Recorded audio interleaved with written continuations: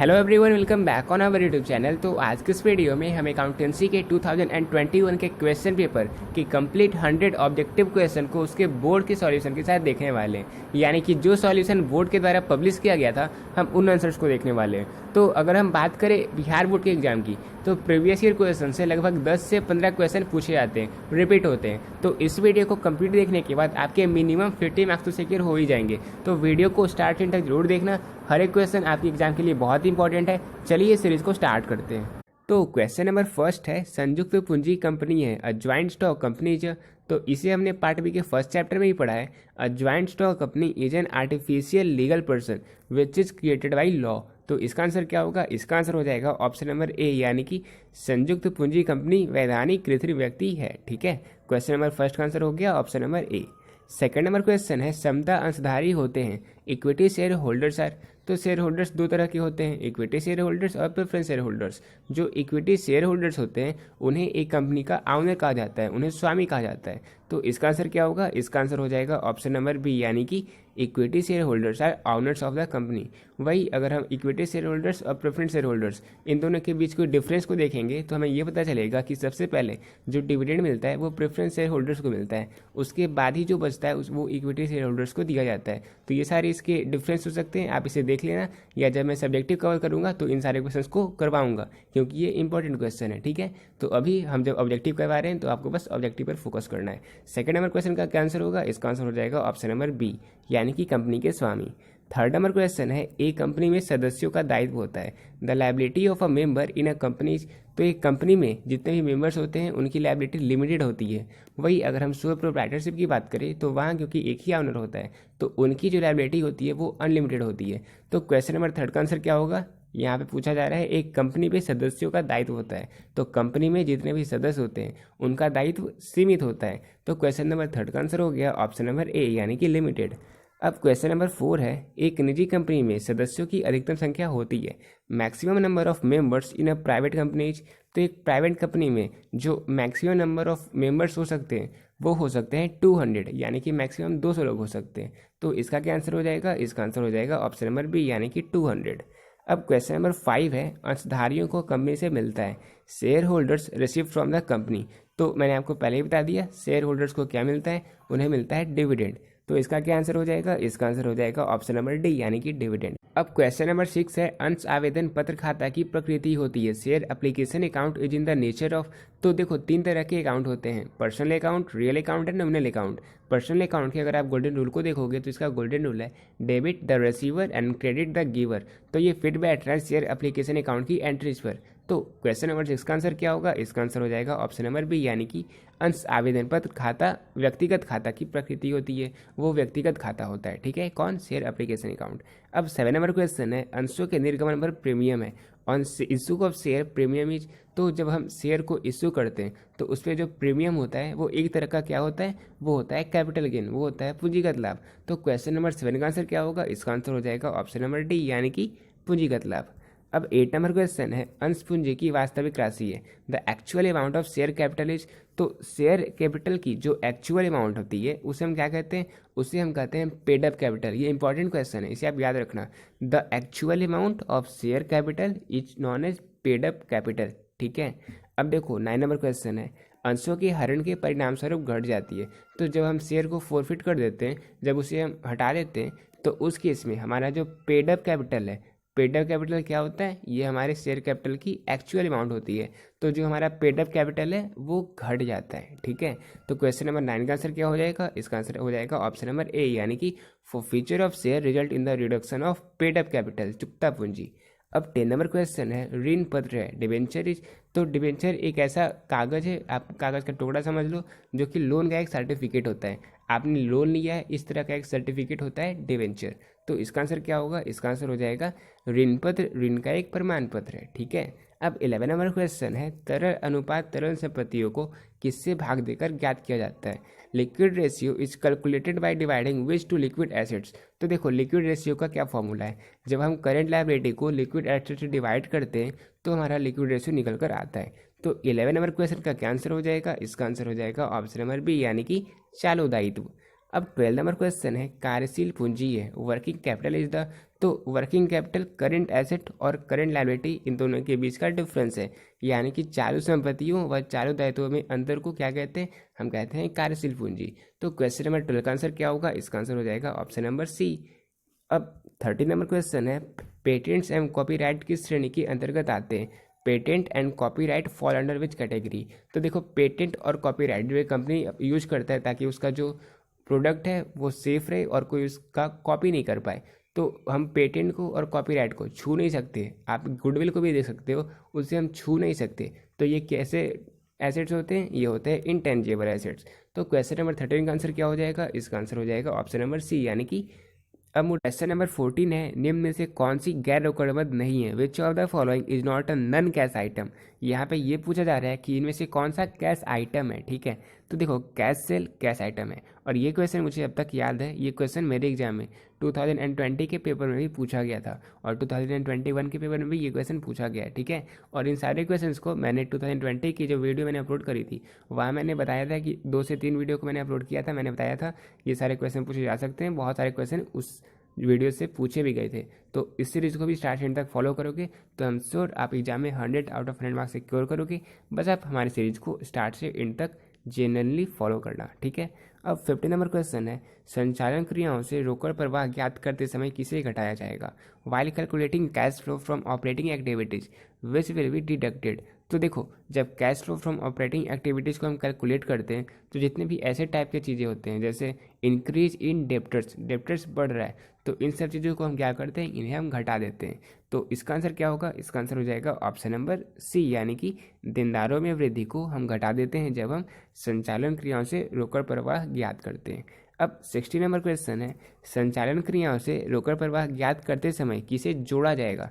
पहले हम घटा रहे थे, अब हम क्या करेंगे, अब हम जोड़ेंगे। तो किन्हें जोड़ेंगे, उन्हें जिससे हमारी क्रेडिटेबिलिटी बढ़ रही है, यानी कि इंक्रीज इन क्रेडिटर्स को अब हम क्या करेंगे, ऐड कर देंगे कैलकुलेट करते हुए cash flow from operating activities. तो क्वेश्चन नंबर 16 का आंसर क्या हो जाएगा, इसका आंसर हो जाएगा ऑप्शन नंबर बी, यानी कि इंक्रीज इन क्रेडिटर्स। अब देखो बहुत सारे स्टूडेंट्स ऐसे होंगे जिन्होंने पार्ट बी को कंप्लीट नहीं किया है, तो वैसे में आपको अभी ये क्वेश्चन थोड़े हार्ड लग रहे होंगे, लेकिन एक बार अगर आप चैप्टर को कंप्लीट कर लोगे फिर ये सारे क्वेश्चंस बहुत ईजी आपको लगने वाले हैं, ठीक है। और क्योंकि अभी पार्ट बी का क्वेश्चन आ रहा है तो आप कन्फर्म रहना, आगे आने वाले इस जो वीडियो में आगे आने वाले टाइम में आपको पार्ट ए के बहुत सारे क्वेश्चंस मिलने वाले हैं और उन सारे क्वेश्चंस को सॉल्व करने में आपको बहुत ही मजा आने वाला है। तो कंटिन्यू करते हैं। क्वेश्चन नंबर 17 है, ऋण पत्रों का रोकड़ में निर्गमन है, issue of debenture in cash is. तो देखो issue of debenture in cash, इसका आंसर क्या होगा, इसका आंसर आप अभी के अभी हमारे कमेंट बॉक्स में आंसर करो। मुझसे पहले आप लोग सभी क्वेश्चंस के आंसर करने की कोशिश करना। और पिछले वीडियो में मैंने आप सभी को कहा था कि अपने मार्क्स शेयर करना, लेकिन आप में से किसी ने अपने मार्क्स को शेयर नहीं किया था, तो इस बार वैसी गलती मत करना प्लीज़। आप सभी लोग जेन्युइनली अपने सारे क्वेश्चन को खुद से आंसर करने की कोशिश करना, फिर अपने मार्क्स को कमेंट बॉक्स में आंसर करना। क्वेश्चन नंबर 17 का आंसर हो जाएगा ऑप्शन नंबर बी, यानी कि फाइनेंसिंग एक्टिविटीज, ठीक है। अब 18 नंबर क्वेश्चन है, वित्त संबंधी क्रियाओं से रोकड़ प्रवाह का उदाहरण है, an example of cash flow from financing activities. तो cash flow from financing activity, इसके एग्जाम्पल्स हैं इशू ऑफ शेयर के जितने भी कैश रिसिप्ट होते हैं वे सारे होते हैं इसके एग्जाम्पल फाइनेंसिंग एक्टिविटीज़ के। तो क्वेश्चन नंबर 18 का आंसर क्या हो जाएगा, इसका आंसर हो जाएगा ऑप्शन नंबर बी, यानी कि अंशों के निगमन से रोकड़ प्राप्तियाँ एक तरह का वित्त संबंधी क्रियाओं से रोकड़ प्रवाह का उदाहरण होता है, ठीक है। 18 नंबर क्वेश्चन का आंसर हो जाएगा ऑप्शन नंबर बी। अब 19 नंबर क्वेश्चन है, तरल संपत्ति में शामिल होता है, लिक्विड एसेट्स इंक्लूड्स। तो लिक्विड एसेट्स में कैश, डेप्टर्स और मार्केटेबल सिक्योरिटीज ये तीनों शामिल होती है, क्योंकि ये तीनों की लिक्विडिटी बहुत ही हाई होती है। तो क्वेश्चन नंबर 19 का आंसर क्या हो जाएगा, इसका आंसर हो जाएगा ऑप्शन नंबर सी, यानी कि रोकड़, देनदार एवं विपणन योग्य प्रतिभूतियाँ। और ये सारे क्वेश्चंस के जो मैं आंसर आपको बता रहा हूँ सारे खुद बोर्ड के द्वारा पब्लिश किए गए थे, तो आप डाउट में मत रहना कि ये क्वेश्चंस का आंसर सही होगा या गलत होगा। जो मैं बता रहा हूँ 100% ऑथेंटिक है, ठीक है। अब 20 नंबर क्वेश्चन है, निम्नलिखित में से कौन सी तरल संपत्ति है, which of the following is a liquid asset. तो आपको पता होगा स्टॉक मशीन तो लिक्विड एसेट हो ही नहीं सकता, गुडविल इंटेंजिबल एसेट है। तो हमारे जो लिक्विड एसेट कौन है, डेप्टर्स की सबसे ज़्यादा लिक्विडिटी होती है। अभी मैंने आपको पिछले क्वेश्चंस के एग्जाम्पल में ही बताया था। तो इसका आंसर क्या हो जाएगा, इसका आंसर हो जाएगा ऑप्शन नंबर ए यानी कि डेब्टर्स। जितनी बातें मैं आपको कहता हूँ आप हर एक चीज़ पर अच्छे से फोकस करोगे तो आप सारे क्वेश्चंस को आसानी से सॉल्व कर लोगे, इसलिए मेरी हर एक बात। तो अब 21 नंबर क्वेश्चन है, यदि नया साझेदार अपने हिस्से की ख्याति की राशि रोकड़ में लेता है तो उस राशि को डेबिट करेंगे। When a new partner bring his share of goodwill in cash the amount is debited to. जब कोई नया पार्टनर अपने गुडविल के शेयर को कैश में लेकर आता है तो वो जो कैश का अमाउंट होता है वो जितने भी पुराने पार्टनर्स होते हैं, उस पार्टनरशिप फर्म के जितने पुराने पार्टनर्स होते हैं उनके कैपिटल अकाउंट में क्या करते हैं, हम डेबिट कर देते हैं। तो क्वेश्चन नंबर 21 का क्या आंसर होगा, इसका आंसर हो जाएगा ऑप्शन नंबर डी यानी कि पुराने साझेदारों के पूंजी खाते में हम डेबिट कर देते हैं। अब पार्ट ए का क्वेश्चन पूछा जा रहा है और आपको इन सारे का आंसर खुद से पता होगा, नहीं पता होगा तो मैं एक्सप्लेन कर ही रहा हूँ, ठीक है। 22 नंबर क्वेश्चन है, नए साझेदार के प्रवेश के बाद तैयार किए गए आर्थिक चिट्ठे में संपत्तियों और दायित्वों को अभिलिखित करते हैं। In the balance sheet prepared after admission of a new partner assets and liability are recorded at. तो देखो जब किसी न्यू पार्टनर को पार्टनरशिप फर्म में एडमिट किया जाता है तो एक बार हम बैलेंस शीट को बनाते हैं और बैलेंस शीट को बनाने से पहले हम रिवैल्यूएशन अकाउंट को प्रिपेयर करते हैं जहां हम एसेट्स और लायबिलिटी इनके रिवैल्यूड फिगर को लिखते हैं। तो जो हमारा रिवैल्यूड फिगर निकल कर आता है, एसेट्स और लायबिलिटी की जो रिवैल्यूड फिगर निकल कर आती है उसी रिवैल्यूड फिगर को हम बैलेंस शीट में रिकॉर्ड करते हैं। तो इसका आंसर क्या हो जाएगा, क्वेश्चन नंबर 22 का आंसर हो जाएगा ऑप्शन नंबर डी यानी कि रिवैल्यूड फिगर पर हम एसेट्स और लायबिलिटी को नए बैलेंस शीट में रिकॉर्ड करते हैं। अब 23 नंबर क्वेश्चन है, सभी साझेदारों की संयुक्त जीवन पर ली गई बीमा पॉलिसी है a life insurance policy taken on joint lips of all partnerships. तो देखो ये जो लाइफ इंश्योरेंस पॉलिसी ली जाती है वो एक ज्वाइंट लाइफ पॉलिसी होता है जब सभी पार्टनर्स के द्वारा लिया जाता है। तो इसका आंसर क्या हो जाएगा, इसका आंसर हो जाएगा ऑप्शन नंबर ए यानी कि संयुक्त जीवन पॉलिसी। और ज्वाइंट लाइफ पॉलिसी क्या होता है, ये एक तरह की पॉलिसी है कि अगर आपकी डेथ हो गई तो उस केस में आपको थोड़ा रेम्यूनरेशन मिलता है, ठीक है। फिर 24 नंबर क्वेश्चन है, ए बी और सी 1/2, 1/3 और 1/6 के अनुपात में लाभों का विभाजन करते हैं। सी की मृत्यु हो जाती है, ए और बी का नया अनुपात क्या होगा। तो सबसे पहले आप क्या करोगे, सबसे पहले आप इसकी प्रॉफिट शेयरिंग रेशियो को कैलकुलेट करोगे। ए का प्रॉफिट शेयरिंग रेशियो क्या होगा, ए बी और सी का 1/2 है तो इसमें हम क्या करेंगे 1/2 को रहने देंगे और 6/3 को जो बाकी के पार्टनर्स होते हैं उनके डिनोमिनेटर को हम मल्टीप्लाई करते हैं।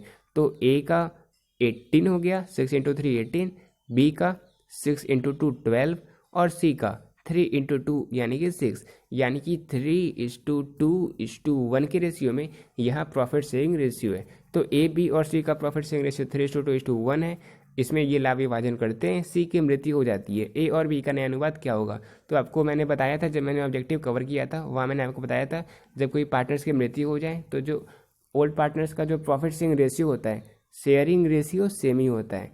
तो ए और बी का प्रॉफिट शेयरिंग रेशियो क्या होगा, इसका प्रॉफिट शेयरिंग रेशियो होगा 3:2 जो कि पहले से था, ठीक है। तो 24 नंबर क्वेश्चन का आंसर क्या हो जाएगा, इसका आंसर हो जाएगा ऑप्शन नंबर ए यानी कि 3:2। अब 25 नंबर क्वेश्चन है, निम्न में से किसे वसूली खाते में हस्तांतरित किया जाता है। Which of the following is transfer to realisation account. Realisation account को हम कब प्रिपेयर करते हैं, जब हम पार्टनरशिप फर्म को डिसॉल्व करते हैं। तो which of the following is transfer to realisation account, किसे हम रियलाइजेशन अकाउंट में ट्रांसफर करते हैं। तो ऑप्शन नंबर सी है amount realise on sale of assets. तो एसेट को बेचने पर जितना भी हमें पैसे मिलते हैं, जितना हमें अमाउंट मिलती है, उन सभी को हम रियलाइजेशन अकाउंट में ट्रांसफर करते हैं। तो 25 नंबर क्वेश्चन का आंसर हो जाएगा ऑप्शन नंबर सी, ठीक है। बैलेंस ऑफ कैश अकाउंट को हम जब कैश अकाउंट प्रिपेयर करते हैं, सबसे लास्ट टाइम आपको पता होगा हम कैश अकाउंट को प्रिपेयर करते हैं तो उसे हम उस अकाउंट में नोट करते हैं, ठीक है। फिर balance of profit and loss account को हम इसमें पार्टनरशिप फर्म के रियलाइजेशन अकाउंट में नोट नहीं करते। तो इसका आंसर क्या हो गया, इसका आंसर हो गया ऑप्शन नंबर सी। अब 26 नंबर क्वेश्चन है, विघटन व्यय को वसूली खाते के किस पक्ष में लिखा जाता है। Dissolution expenses are recorded in which side of realisation account. तो जो डिसॉल्यूशन एक्सपेंसेज होते हैं इन्हें हम क्या कहते हैं, इन्हें हम कहते हैं रियलाइजेशन एक्सपेंसेज। और इन्हें हम कहाँ नोट करते हैं, इन्हें हम नोट करते हैं डेबिट साइड में, रियलाइजेशन अकाउंट के डेबिट साइड में। तो क्वेश्चन नंबर 26 का आंसर हो गया ऑप्शन नंबर ए यानी कि डेबिट पक्ष में, ठीक है। डेबिट पक्ष में हम रियलाइजेशन एक्सपेंसेज को नोट करते हैं। अब 27 नंबर क्वेश्चन है, फर्म के समापन की दशा में संपत्तियों के विक्रय से प्राप्त राशि से सर्वप्रथम भुगतान किया जाएगा। On dissolution of a firm out of the proceeds received from the sale of asset will be paid first of all to. तो जितने भी आउटसाइड क्रेडिटर्स होते हैं, जितने भी बाहरी लेनदार होते हैं, सबसे पहले रियलाइजेशन अकाउंट को प्रिपेयर करने के बाद जो हमें पैसे मिलते हैं, जो हमें अमाउंट मिलते हैं, उनका सबसे पहला उपयोग हम उन बाहरी लेनदारों को पे करने में करते हैं। उसके बाद ही उस अमाउंट को पार्टनर्स खुद में बांटते हैं। तो इसका आंसर क्या होगा? इसका आंसर हो जाएगा ऑप्शन नंबर डी, यानी कि बाहरी लेनदारों को हम पे करते हैं। ठीक है, एक फर्म जब डिसॉल्व होता है तो जो अमाउंट हमें मिलता है, जो अमाउंट हमें रियलाइजेशन अकाउंट को बनाने से मिलता है, उन सभी को हम क्या करते हैं? आउटसाइड क्रेडिटर्स को पे करते हैं। फिर क्वेश्चन नंबर 28 है, एक कंपनी निर्गमित कर सकती है अ कंपनी में इश्यू। तो एक कंपनी इक्विटी शेयर और प्रेफरेंस शेयर दोनों को इशू कर सकती है। तो क्वेश्चन नंबर 28 का क्या आंसर हो जाएगा? इसका आंसर हो जाएगा।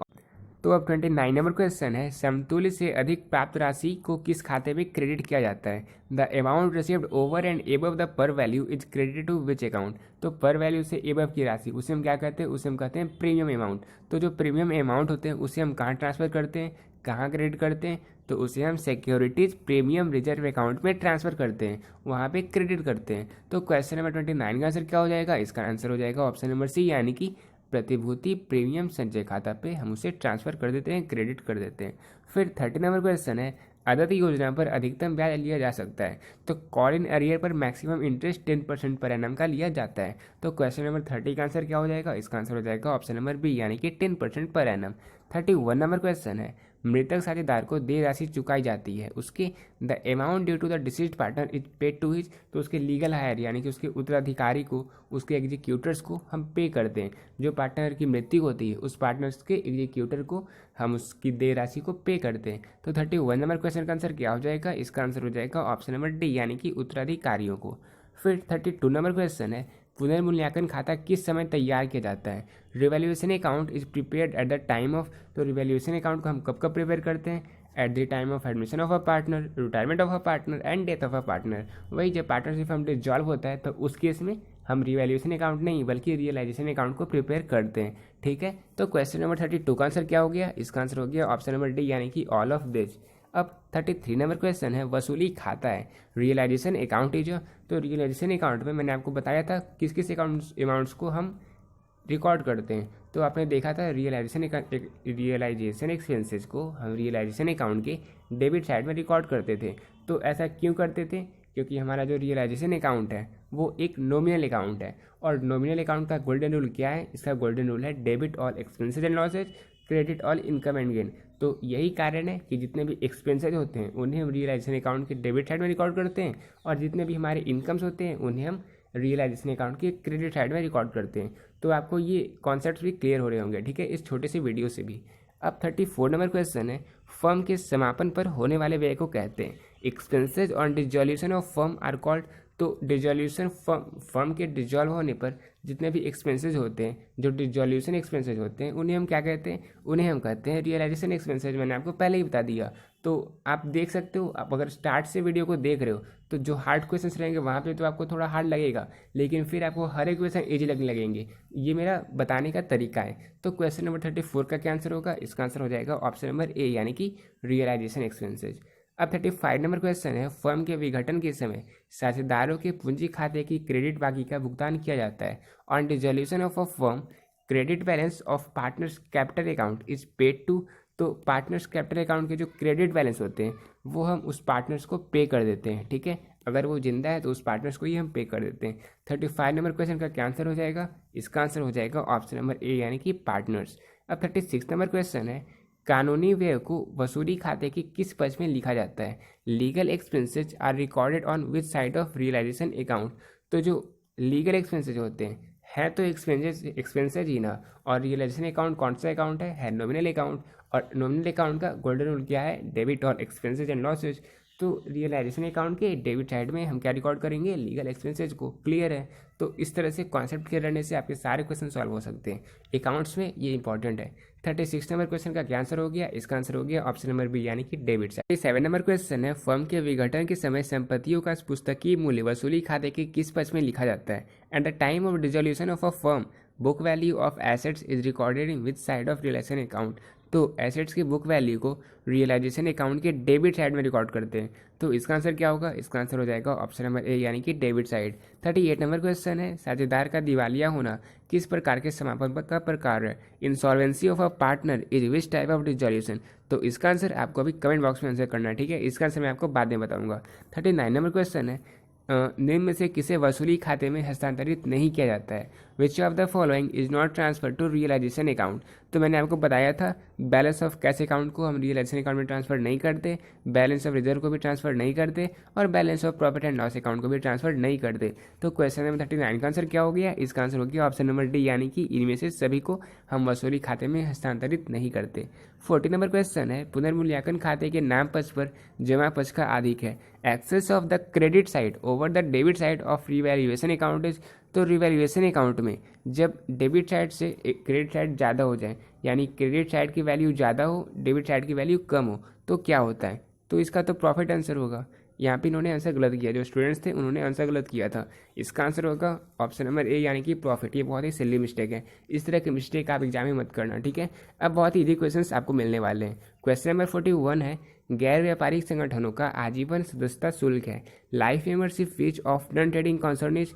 तो नॉन ट्रेडिंग कंसर्न का यानी कि एनपीओ का जो लाइफ मेंबरशिप फी होता है वो क्या होता है? वो एक होता है कैपिटल रिसिप्ट, वो होता है पूंजीगत प्राप्ति। तो क्वेश्चन नंबर 41 का क्या आंसर हो गया? इसका आंसर हो गया ऑप्शन नंबर ए, यानी कि कैपिटल रिसिप्ट। और ये सारे क्वेश्चन जब मैंने चैप्टर वाइज ऑब्जेक्टिव कवर किए थे, मैंने आपको बताया था। आप उस वीडियो को अगर नहीं देखा है तो देख लेना, आपके हर एक क्वेश्चन क्लियर हो जाएंगे कॉन्सेप्ट के साथ। अब 42 नंबर क्वेश्चन है, एक गैर व्यावसायिक संस्था के लिए मानदेय होता है for a non trading concern honorarium is. तो जब मैंने एनपीओ के सब्जेक्टिव क्वेश्चन को कवर किया था तो वहाँ मैंने हर एक चीज़ को बताया था। ऑनरेरियम क्या होता है? वो एक तरह का एक्सपेंस होता है एनपीओ के लिए। तो इसका आंसर क्या होगा? इसका आंसर हो जाएगा ऑप्शन नंबर सी, यानी कि एक्सपेंसेज, व्यय। 43 नंबर क्वेश्चन है, यदि स्पष्टतया कुछ ना दिया हो तो प्रवेश शुल्क को माना जाता है entrance fees unless otherwise stated as. तो एंट्रेंस फी को एक रेवेन्यू रिसिप्ट होता है, जो हमारा प्रवेश शुल्क होता है वो एक आयगत प्राप्ति होता है। दो तरह के रिसिप्ट होते हैं, रेवेन्यू रिसिप्ट और कैपिटल रिसिप्ट। हमारा जो लाइफ मेंबरशिप फी होता है वो होता है कैपिटल रिसिप्ट, लेकिन हमारा जो इंटरेस्ट फी होता है वो होता है रेवेन्यू रिसिप्ट। क्वेश्चन नंबर 43 का क्या आंसर हो गया? इसका आंसर हो गया option number B. 44 number question है, व्यय पर आय की अधिकता को कहा जाता है excess of income over expenditure is known as. तो इनकम एंड एक्सपेंडिचर अकाउंट में जब इनकम ज़्यादा हो एक्सपेंडिचर कम हो, जब इनकम ज़्यादा हो एक्सपेंडिचर कम हो, तो उसे हम क्या कहते हैं? उसे हम कहते हैं सरप्लस। वही अगर एक्सपेंडिचर ज़्यादा हो और इनकम कम हो तो उस केस में उसे हम क्या कहते हैं? उसे हम कहते हैं डेफिसिट। और ये आप याद रखना, इनकम एंड एक्सपेंडिचर अकाउंट में एनपीओ में हम प्रॉफिट और लॉस इन दोनों का टर्म्स का यूज नहीं करते, हम यूज करते हैं हम सरप्लस का और डेफिसिट का, ठीक है। 45 नंबर क्वेश्चन है, जब साझेदार को उसकी पूंजी पर ब्याज का अधिकार होता है तो उसे निम्नलिखित में से किस पर ब्याज दिया जाएगा? When a partner is entitled to interest on capital contributed by him such interest will be payable. तो जब कोई पार्टनर को कैपिटल पर इंटरेस्ट का प्रावधान होता है तो उस केस में जो इंटरेस्ट पार्टनर्स को पे किया जाता है वो प्रॉफिट से पे किया जाता है, ठीक है। It is paid out of profit. तो क्वेश्चन नंबर 45 का आंसर क्या हो जाएगा? इसका आंसर हो जाएगा ऑप्शन नंबर बी ए, यानी कि लाभ में से। अब 46 नंबर क्वेश्चन है, साझेदारी चलने के अभाव में साझेदारों को in the absence of a partnership deed partnership. तो जब पार्टनरशिप डीड किसी टाइप का प्रिपेयर नहीं किया जाता तो उस केस में पार्टनर्स को सैलरी नहीं मिलता, पार्टनर्स के कैपिटल पर इंटरेस्ट नहीं मिलता। तो यहाँ पे इसका आंसर हो जाएगा ऑप्शन नंबर बी, यानी कि नॉट बी पेड सैलरीज। 46 का आंसर क्या हो गया? इसका आंसर हो गया ऑप्शन नंबर बी, यानी कि वेतन नहीं दिया जाएगा। अब 47 नंबर क्वेश्चन है, एक साझेदारी फर्म के लाभ हानि समायोजन खाते में निम्न में से कौन सी मद लिखी जाती है? Which of the following item are recorded in the P&L appropriation account of a partnership firm. तो पार्टनरशिप फर्म में जब हम P&L एप्रोप्रिएशन अकाउंट को प्रिपेयर करते हैं तो वहाँ पे हम हर एक पार्टनर्स में क्रेडिट साइड और डेबिट साइड में कुछ चीज़ों को रिकॉर्ड करते हैं जो हमें उस पार्टनर्स को ट्रांसफर करना होता है। तो हम किन चीज़ों को रिकॉर्ड करते हैं? इंटरेस्ट ऑन कैपिटल को हम रिकॉर्ड करते हैं, सैलरी टू पार्टनर को भी रिकॉर्ड करते हैं और ट्रांसफर टू रिजर्व को भी रिकॉर्ड करते हैं। तो 47 नंबर क्वेश्चन का आंसर हो जाएगा ऑप्शन नंबर डी, यानी कि इनमें से सभी।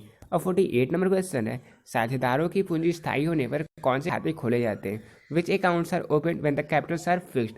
तो जब कैपिटल को फिक्स रखा जाता है तो कैपिटल अकाउंट और करेंट अकाउंट दोनों को प्रिपेयर किया जाता है। तो क्वेश्चन नंबर 48 का आंसर क्या हो जाएगा? इसका आंसर हो जाएगा ऑप्शन नंबर सी, यानी कि capital accounts and current account both. और वही फ्लक्चुएटिंग मेथड में हम किसी अकाउंट को प्रिपेयर करते हैं, इसका आंसर अभी आप कमेंट बॉक्स में आंसर करो, ठीक है। अब 49 नंबर क्वेश्चन है, लाभ न कमाने के लिए स्थापित संस्थाएं तैयार करती है not for profit organisation prepare. तो नॉट फॉर प्रॉफिट ऑर्गेनाइजेशन किस अकाउंट को प्रिपेयर करती है? ये 3 अकाउंट्स को प्रिपेयर करती है। ये प्रिपेयर करती है receipt and payment account, income and expenditure account और फिर बैलेंस शीट को। तो यहाँ पे इसका क्या आंसर होगा? इसका आंसर हो जाएगा ऑप्शन नंबर सी, यानी कि income and expenditure account, that is I and व्यय खाता, ठीक है। अब 50 नंबर क्वेश्चन है, निम्न में से कौन सी मत प्राप्ति एवं भुगतान खाते में जाएगी? Out of the following items which one is shown in the receipt and payment account. तो इनमें से किसे हम रिसिप्ट एंड पेमेंट अकाउंट में शो करते हैं? हम शो करते हैं लाइफ मेंबरशिप फ़ी को। जितने भी कैश के आइटम्स होते हैं उन सभी को हम रिसिप्ट एंड पेमेंट अकाउंट में शो करते हैं। और यही कारण है कि आउटस्टैंडिंग सैलरी, डिप्रिसिएशन और एक्यूरेट सब्सक्रिप्शन, इन तीनों को हम रिसिप्ट एंड पेमेंट अकाउंट में शो नहीं करते, क्योंकि रिसिप्ट एंड पेमेंट अकाउंट में हम बस कैश आइटम को रिकॉर्ड करते हैं। इसका क्या आंसर हो गया? इसका आंसर हो गया ऑप्शन नंबर सी, यानी कि आजीवन सदस्यता फीस। अब 51 नंबर क्वेश्चन है, नए साझेदार के द्वारा ख्याति की राशि नगद लाने को कहते हैं। Share of goodwill brought in cash by the new partner is called. तो जब कोई न्यू पार्टनर पार्टनरशिप फर्म में इंटर करता है तो वो गुडविल की जो राशि को लाता है उसे हम प्रीमियम कहते हैं। तो क्वेश्चन नंबर 51 का क्या आंसर हो गया? इसका आंसर हो गया ऑप्शन नंबर सी, यानी कि प्रीमियम। अब 52 नंबर क्वेश्चन है, पुनर्मूल्यांकन खाता है रिवैल्यूएशन अकाउंट इज। तो रिवैल्यूएशन अकाउंट भी एक नॉमिनल अकाउंट होता है, इसके अलावा रियलाइजेशन अकाउंट भी एक नॉमिनल अकाउंट होता है। तो क्वेश्चन नंबर 52 क्या आंसर हो जाएगा? इसका आंसर हो जाएगा ऑप्शन नंबर सी, यानी कि नॉमिनल अकाउंट। अब 53 नंबर क्वेश्चन है, स्थायी संपत्तियों के मूल्य में कमी कहलाती है। Decrease in the value of fixed asset is known as. तो जब फिक्स्ड एसेट की वैल्यू में कमी होती है, जब वो डिक्रीज होता है, तो उसे हम क्या कहते हैं? उसे हम कहते हैं डिप्रेसिएशन। तो क्वेश्चन नंबर 53 का क्या आंसर हो जाएगा? क्योंकि यहाँ डिप्रेसिएशन का ऑप्शन नहीं है, तो इसका आंसर हो जाएगा ऑप्शन नंबर डी, यानी कि 53 का आंसर हो गया option number D, none of this, इनमें से कोई नहीं। अब 54 नंबर क्वेश्चन है, साझेदार के प्रवेश के समय पुनर्मूल्यांकन पर लाभ हानि को वहन करते हैं। प्रॉफिट और loss on revaluation eight the time of admission of a partner is born by. तो देखो, जब कोई पार्टनरशिप फर्म में इंटर करता है, जब एडमिट होता है, तो हम जो रिवैल्यूएशन अकाउंट को प्रिपेयर करते हैं, तो उससे जितने भी प्रॉफिट जितने भी लॉस निकल कर आते हैं, वो सारे प्रॉफिट और लॉस को ओल्ड पार्टनर्स के बीच में ट्रांसफ़र किया जाता है, उनके ओल्ड प्रॉफिट शेयरिंग रेशियो में ट्रांसफ़र करते हैं। तो क्वेश्चन नंबर 54 का क्या आंसर हो जाएगा? इसका आंसर हो जाएगा ऑप्शन नंबर ए, यानी कि ओल्ड पार्टनर। ठीक है, 54 का आंसर हो गया ऑप्शन नंबर ए। अब 55 नंबर क्वेश्चन है, ए तथा बी साझेदार हैं, उन्होंने सी को 1/3 भाग के लिए साझेदारी में प्रवेश किया। भविष्य में ए तथा बी 2:1 के अनुपात में लाभ बांटेंगे। त्याग अनुपात क्या होगा? तो देखो, सैक्रिफाइसिंग रेशियो का क्या फॉर्मूला है? इसका फॉर्मूला है old ratio minus new ratio. तो आप ओल्ड रेशियो से सिंपली न्यू रेशियो को माइनस कर दो, तो आपका सैक्रिफाइसिंग रेशियो निकल कर आ जाएगा। वही अगर आपको गेनिंग रेशियो निकालना होता तो आप क्या करते? आप न्यू रेशियो से ओल्ड रेशियो को माइनस कर देते। ठीक है, आप करते new ratio minus old ratio. तो अब आप इसका सैक्रिफाइसिंग रेशियो कैलकुलेट कर लोगे, तो इसका आंसर क्या आएगा? क्वेश्चन नंबर 55 का आंसर हो जाएगा ऑप्शन नंबर ए, यानी कि 2:1। अब देखो, अब क्वेश्चन नंबर 56 है, पुराने साझेदारों का त्याग बराबर होता है। The sacrifice of old partner is equal to, देखो यहाँ पे दिया हुआ है old ratio minus new ratio, तो इसका क्या आंसर हो जाएगा? इसका आंसर हो जाएगा ऑप्शन नंबर बी, यानी कि old ratio minus new ratio is equal to sacrificing ratio. मैंने आपको बता ही दिया। अब 57 नंबर क्वेश्चन है, लाभ प्राप्ति अनुपात से आशय गेनिंग रेशियो मीन। तो गेनिंग रेशियो का फॉर्मूला मैंने आपको क्या बताया? मैंने आपको बताया new ratio minus old ratio. आप देख सकते हो, अगर मैं एक क्वेश्चन आपको बता रहा हूँ तो उससे मैं जितने क्वेश्चन बता देता हूँ उससे भी एग्जाम में क्वेश्चन पूछे जाते हैं, और यहाँ तो लगातार 3 क्वेश्चन पूछे गए। तो इसलिए मेरी हर एक बातों को आप अच्छे से सुना करो, ताकि आप सारे क्वेश्चन सॉल्व कर पाओ एग्जाम में भी। एग्जाम में आपको बहुत ही हेल्प मिलने वाला है। फिर 58 नंबर क्वेश्चन है, अवकाश ग्रहण करने वाले साझेदार को ख्याति दी जाती है। Goodwill is paid out to the retiring partner. तो जितने भी पार्टनर्स होते हैं जो रिटायर कर रहे हैं, तो गुडविल को जब हम कैलकुलेट करते हैं, उसे हम जो पे करते हैं वो उन पार्टनर्स को उनके ओल्ड प्रॉफिट शेयरिंग रेशियो में ही पे करते हैं। तो 58 नंबर क्वेश्चन का क्या आंसर हो जाएगा? इसका आंसर हो जाएगा ऑप्शन नंबर ए, यानी कि old profit sharing ratio.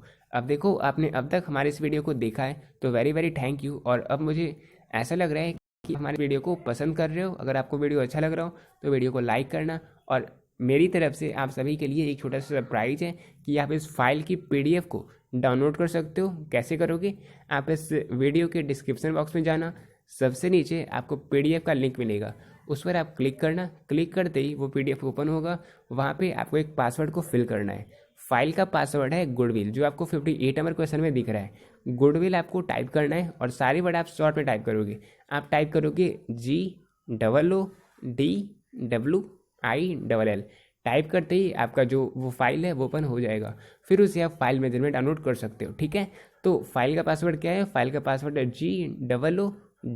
GOODWILL। तो सारे वर्ड शॉर्ट में हैं, बिना किसी स्पेस के। जब आप इस फाइल को डाउनलोड कर लोगे तो आप लोग एक बार कमेंट सेक्शन में कमेंट कर देना, जिससे मुझे ये पता चल सके कि आपने हमारी इस फाइल को डाउनलोड कर रखा है। ठीक है। अब 59 नंबर क्वेश्चन है, ए बी तथा सी साझेदार हैं जो 1/4:3/10:9/20 के अनुपात में लाभ बांटते हैं। सी के अवकाश ग्रहण करने पर नया अनुपात होगा। तो हम ए बी सी के सबसे पहले प्रॉफिट शेयरिंग रेशियो को कैलकुलेट करेंगे। इसका हम सबसे पहले एलसीएम कैलकुलेट करेंगे। 4, 10, 20 का एलसीएम हो गया 20। तो ए का प्रॉफिट शेयरिंग रेशियो होगा 5, बी का होगा 3 × 2 6 और सी का होगा 9। तो हमारा पीएसआर निकल कर आ गया 5:6:9, जो कि ए बी और सी का प्रॉफिट शेयरिंग रेशियो है। अब सी अवकाश ग्रहण कर रहा है तो 9 यहाँ से हट जाएगा और अब जो हमारा न्यू प्रॉफिट शेयरिंग रेशियो होगा ए और बी का वो होगा 5:6।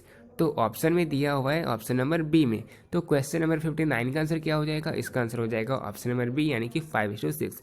अब 60 नंबर क्वेश्चन है, लाभ प्राप्ति अनुपात की गणना की जाती है। तो गेनिंग रेशियो को हम कब कैलकुलेट करते हैं? जब कोई पार्टनर फर्म से रिटायर होता है तो उस केस में हम गेनिंग रेशियो को कैलकुलेट करते हैं। तो क्वेश्चन नंबर 60 का आंसर क्या हो गया? इसका आंसर हो गया ऑप्शन नंबर बी यानी कि eight the time of retirement of a partner. अब 61 नंबर क्वेश्चन है, प्राप्ति एवं भुगतान खाता है, receipt and payment account is. तो रिसिप्ट एंड पेमेंट अकाउंट मैंने आपको पहले ही बताया था, जितने भी कैश आइटम होते हैं उन सभी को रिकॉर्ड करता है। तो ये कौन सा अकाउंट होता है? ये होता है रियल अकाउंट। अब 62 नंबर क्वेश्चन है, आय व्यय खाता है, income and expenditure account is. तो नाम से ही पता चल रहा है इनकम और एक्सपेंडिचर को हम इसमें रिकॉर्ड करते हैं। तो ये कौन सा अकाउंट होता है? ये होता है नॉमिनल अकाउंट। और नॉमिनल अकाउंट के गोल्डन रूल को मैंने आपको बता ही दिया, ठीक है। 62 नंबर क्वेश्चन का आंसर हो जाएगा ऑप्शन नंबर सी। अब 63 नंबर क्वेश्चन है, वसीयत को मानना चाहिए, legacy should be treated as. तो वसीयत एक कैपिटल रिसिप्ट होता है, ये एक पूंजीगत प्राप्ति होता है। तो क्वेश्चन नंबर 63 का आंसर हो जाएगा option number C. 64 number question है, साझेदार का फर्म से संबंध होता है। तो साझेदार का फर्म से एक एजेंट का संबंध होता है। तो 64 नंबर क्वेश्चन का आंसर हो गया ऑप्शन नंबर बी यानी कि as an agent. 65 number question है, साझेदारी स्थापित करने के लिए कम से कम कितने व्यक्ति होने चाहिए? तो मिनिमम 2 व्यक्ति होने चाहिए। 65 का आंसर हो जाएगा ऑप्शन नंबर ए यानी कि 2। अब 66 नंबर क्वेश्चन है, फर्म के लिए आरएन पर ब्याज है, for the firm interest on drawing is. तो फर्म के लिए इंटरेस्ट ऑन ड्राइंग एक इनकम होता है। और ड्राइंग क्या होता है? जब कोई पार्टनर पैसे को विड्रॉ करता है तो उसे हम कहते हैं ड्राइंग। 67 नंबर क्वेश्चन है, साझेदारी अधिनियम किस वर्ष लागू हुआ था? तो पार्टनरशिप एक्ट का पास हुआ था, ये पास हुआ था 1932 में। 67 नंबर क्वेश्चन का आंसर हो जाएगा ऑप्शन नंबर ए यानी कि 1932। 68 नंबर क्वेश्चन है, ख्याति है, गुडविल इज। तो मैंने आपको बहुत बार बता दिया था goodwill is an intangible asset. तो 68 नंबर क्वेश्चन का आंसर हो जाएगा ऑप्शन नंबर सी यानी कि अमूर्त संपत्ति। अब 69 नंबर क्वेश्चन है, ए तथा बी 3:1 के अनुपात में लाभ बांटते हैं, वे सी को 1/4 भाग देकर साझेदार बनाते हैं। तो नया अनुपात क्या होगा? तो यहाँ पे देखो हम ये देख रहे हैं कि सी को पार्टनरशिप फर्म में एडमिट किया जा रहा है, कितना प्रॉफिट का शेयर देके 1/4। तो 1/4 तो ऑलरेडी इसका हो गया सी का। तो बाकी कितना बचा? बाकी बचा 3/4। अब 3/4 में हम ए और बी के प्रॉफिट शेयरिंग को कैलकुलेट करेंगे। तो 3/4 इंटू 3/4 इज इक्वल टू 9/16। ये हो गया ए का पीएसआर। और बी का पीएसआर कितना होगा? ये होगा 3/4 इंटू 1/4। तो बी का रेशियो हो गया 3/16। अब सी का कितना है? सी का 1 है, 1/4 है, तो इसका हो जाएगा टोटल 4। यानी कि जो हमारा न्यू प्रॉफिट शेयरिंग रेशियो निकल कर आ गया वो कितना हो गया? वो हो गया 9:3:4, जो कि दिया हुआ है ऑप्शन नंबर सी में। तो क्वेश्चन नंबर 69 का आंसर क्या हो जाएगा? इसका आंसर हो जाएगा ऑप्शन नंबर सी यानी कि 9:3:4। अब 70 नंबर क्वेश्चन है, एक नए साझेदार के प्रवेश पर on the admission of a new partner. तो जब कोई पार्टनर फर्म में इंटर होता है, वो एडमिट होता है, तो ओल्ड पार्टनरशिप फर्म रिकंस्टिट्यूट होता है, वो क्या होता है? पुनर्गठित होता है। तो 70 का आंसर क्या हो जाएगा? 70 नंबर क्वेश्चन का आंसर हो जाएगा ऑप्शन नंबर बी। अब 71 नंबर क्वेश्चन है, डिवेंचर होल्डर्स आर। तो डिवेंचर होल्डर्स कंपनी के क्रेडिटर होते हैं, ठीक है, याद रखना। शेयर होल्डर्स जो होते हैं वो कंपनी के ऑनर होते हैं, लेकिन डिवेंचर होल्डर्स कंपनी के क्रेडिटर होते हैं। 71 नंबर क्वेश्चन का आंसर हो जाएगा ऑप्शन नंबर सी। अब 72 नंबर क्वेश्चन है, ऋण पत्रधारी को मिलता है डिवेंचर होल्डर रिसीव्स। तो डिवेंचर होल्डर्स क्या रिसीव करते हैं? उन्हें मिलता है इंटरेस्ट।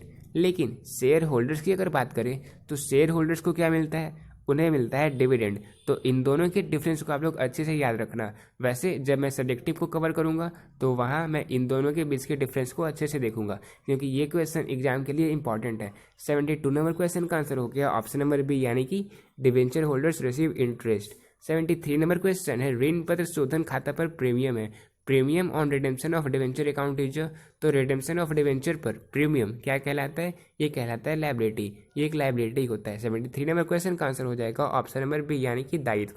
74 नंबर क्वेश्चन है ऋण पत्र आवेदन पत्र खाता की प्रकृति होती है।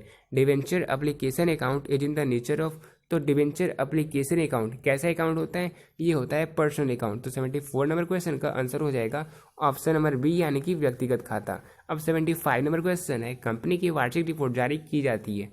An annual report is issued by company to its, तो एनुअल रिपोर्ट्स एक कंपनी के द्वारा शेयर होल्डर्स के लिए इश्यू किया जाता है। तो क्वेश्चन नंबर 75 का आंसर हो जाएगा ऑप्शन नंबर सी यानी कि अंशधारियों को।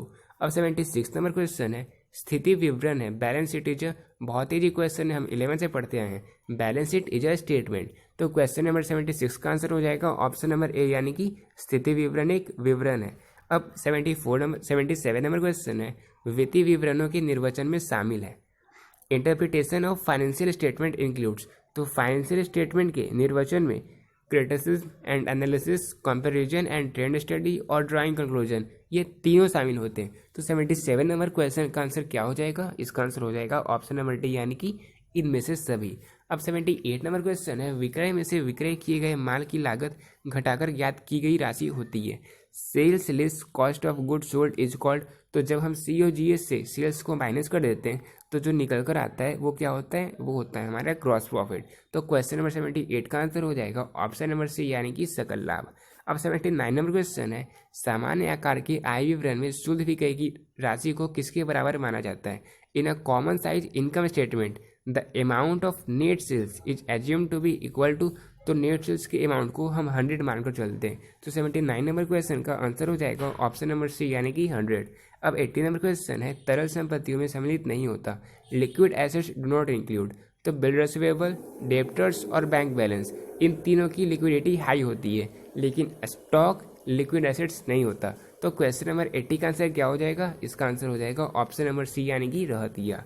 अब 81 नंबर क्वेश्चन है अग्रिम याचना की राशि amounts of call in advance is, तो जो amounts of call in advance होता है, कॉल इन एडवांस का जो अमाउंट होता है वो हम कैपिटल्स और लायबिलिटी साइड में शो करते हैं। तो क्या हो जाएगा इसका आंसर, 81 नंबर क्वेश्चन का आंसर हो जाएगा ऑप्शन नंबर डी यानी कि पूंजी एवं दायित्व पक्ष में दिखाई जाती है। अब क्वेश्चन नंबर 82 है अंशहरण खाते को चिट्ठे में दर्शाया जाता है। Share for future account is shown in the balance sheet with, तो शेयर फॉर फ्यूचर अकाउंट को हम कहाँ शो करते हैं, हम जनरल रिजर्व में शो करते हैं। ठीक है, याद रखना 82 नंबर क्वेश्चन का आंसर हो जाएगा ऑप्शन नंबर सी यानी कि सामान्य संचय के साथ हम अंशहरण खाते के चिट्ठे को दर्शाते हैं। ठीक है, 83 नंबर क्वेश्चन है ऋण पत्र प्रदर्शित करते हैं।